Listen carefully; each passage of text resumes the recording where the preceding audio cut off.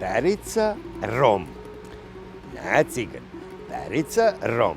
E sad vidiš, taj Perica, ja ne znam čime se on bavio u životu, razumeš, ali je stalno imao novce.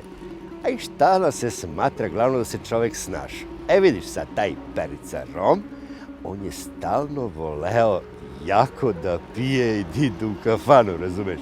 Ali je bio malko nezgodan. Kad god se napi, onda maltretira ove druge goste i oni skoče po istuku, jako ga istuku, razumeš? I stalno da bi batine jadan. Ali šta, kad taj Perica ode kući, a tamo ga čeka njegova žena Eržika, onda ona jadna strada za sve ono što je on dobio u kafani. I tuko je svaki dan. E sad gledaj, ta Eržika, i ona gleda televiziju, razumeš? I onda je vidjela za ono, kako se kaže, ono nasilje u porodici, jel, ravnopravnost polova, ovo, ono. I onda je ona njega jedanput prijavila miliciji. I kad je došla milicija, skemba ga tako jednog dana i odvede u zatvor. Malo, kad izađe iz zatvora, opet se napi, opet dođe kući, opet Eržika strada, opet ga ova prijavi, opet on u zatvor.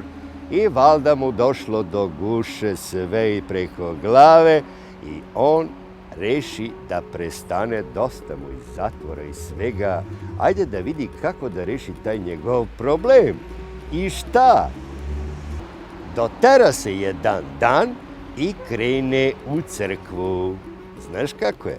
Veruje u Boga, malko ga se i boji i dođe kod pope i ovako mu kaže: Gospon Popo, da li ti možeš nekako, ja ne pitam šta košta, da li možeš nekako da me zakuneš da ja više ne pijem, jer kad god pijem, ja napravim neku glupost, istučem moju ženu, onda idem u zatvor. Možeš ti nekako to meni da središ, ja ću da platim, samo da to mene zakuneš, ti ako možeš. Kaže popa, može kako ne može, razumeš. I sad on tu njemu ono drži, prekrsti ga i gotovo. Kaže, ti si sad zakunjen i sad više ne smeš da piješ, ako Boga znaš, jel tako? Kaže, koliko to košta? Kaže, pa 100 evra. Ajde, 100 evra, nema veze, ajde, gotovo. Ode on kući, sav srećan, eto sad je rešio problem. Ali šta sad? Kad je čula Eržika šta je on uradio i sad je ona slobodna, razumeš? Kad je počela da mu zanoveta, da ga maltretira, da mu vraća sve ono što je jadna pretrpela od njega za prošle godine, sve, razumeš? Pa ovako, pa ono, a on jadan ćuti, šta da radi, zakleo se, tako bi je rado šamutio, ali ne sme, jel? Zakleo se. I tako svaki dan. On ne pije, a ova ga maltretira.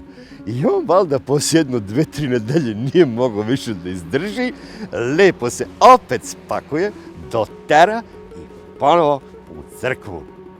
Metod 200 evra u džep i kad je ušao još sa vrata crkve, Gosim Popo, ako Boga znaš, raskuni me, ne pitam šta košta, raskuni me da idem kući ko čovek.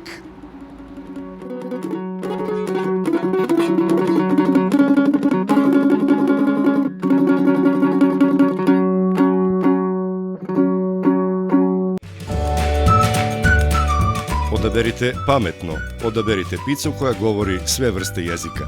Kontrast. Pizzerija koja je u kontrastu sa svim drugim pizzerijama.